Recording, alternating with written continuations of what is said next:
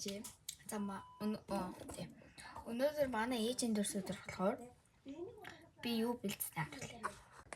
За юм болсон юм. Гэхдээ цэцгийн жоохон муухай болцоо. Тэ юм гоё. Ингээд. Яа.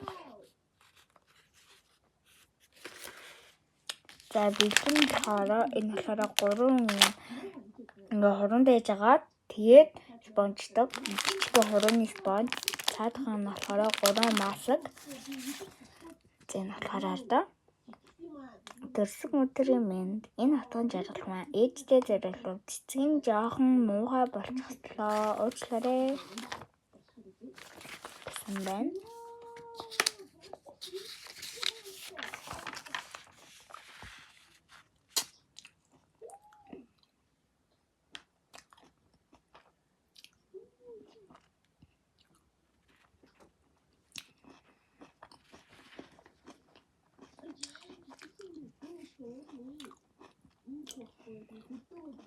За скриншотлаад уншаарай.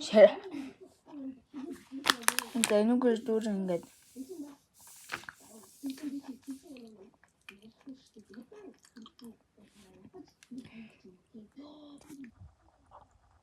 За иймэрхүү юмнуудыг хийсэн байна.